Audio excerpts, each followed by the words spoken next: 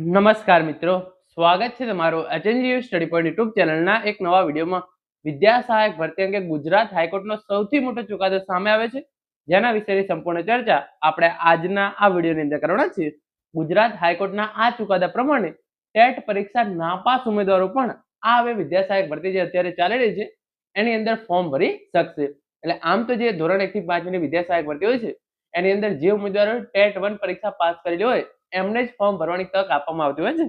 પરંતુ ગુજરાત હાઈકોર્ટના આ ચુકાદાના કારણે ટેટ નાપાસ ઉમેદવારો પણ આ ભરતીની અંદર ફોર્મ ભરી શકશે. તો ઓફિશિયલ પરિપત્ર શું છે, આ નિર્ણય શું છે, એની સંપૂર્ણ ચર્ચા આપણે આજના આ વિડીયોની અંદર કરવાના છીએ. તો હવે શરૂ કરીએ આજનો આ વિડીયો. તો તમે જોઈ શકો છો વિદ્યા સહાયક ભરતી અંગે ગુજરાત હાઈકોર્ટનો મોટો ચુકાદો. ટેટ નાપાસ ઉમેદવારો પણ ભરતીમાં ફોર્મ ભરી શકશે. જે પ્રમાણે તમે ઓફિશિયલ પરિપત્ર છે જોઈ શકો છો. જે વિદ્યા સહાયક ભરતી અંગે ટેટ 1 પરીક્ષા અંગે જે હાઈકોર્ટની અંદર કેસ ચાલી રહ્યો છે 3/05/2026 તથા સંલગ્ન અન્ય કેસોમાં 23/4/2026 ના ઓરલ ઓર્ડરના અરજદારો માટે અગત્યની સૂચના. તો તારીખ 23/4/2026 ના રોજ ગુજરાત હાઈકોર્ટ દ્વારા આ મોટો ચુકાદો આપવામાં આવ્યો છે.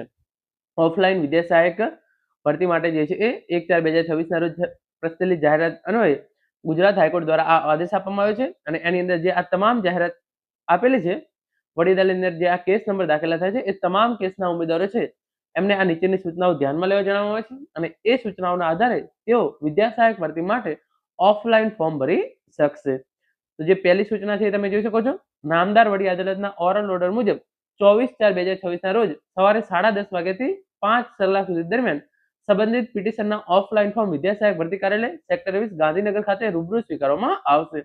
તો આની અંદર જે ઉમેદવાર ટેટ 1 પરીક્ષાની અંદર નાપાસ થયેલા છે અને એમને ગુજરાત હાઈકોર્ટની અંદર જે કેસ કરેલો છે એ કેસની અંદર એમનું નામ હોય, એટલે કે જે પિટિશનર છે એવો જ ઓફલાઈન ફોર્મ ભરી શકશે.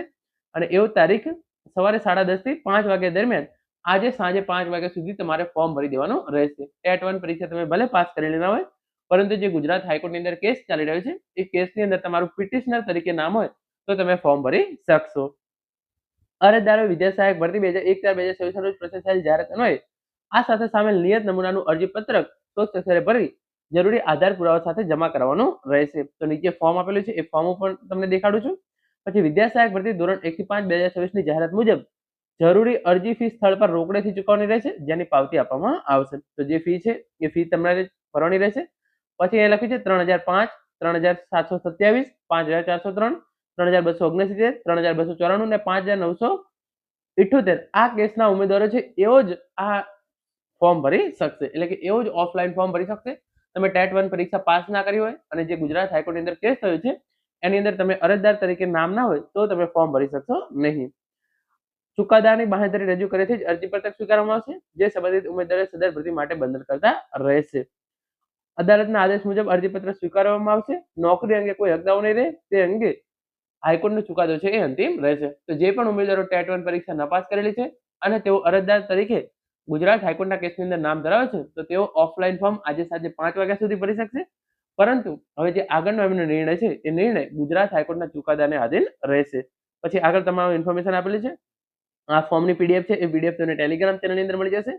તો તમારે આ ફોર્મ ભરી અને આજે સાંજે 5 વાગ્યા સુધી ગાંધીનગર ખાતે આવી અને જમા કરાવી દેવાનું રહેશે. તો આ પ્રમાણે મિત્રો ગુજરાત હાઈકોર્ટ દ્વારા મોટો ચુકાદો આપવામાં આવ્યો છે, જેની અંદર ટેટ 1 પરીક્ષા નાપાસ ઉમેદવારોને પણ વિદ્યા સહાયક ભરતી માટે તક આપવામાં આવી છે. Thank you so much for watching.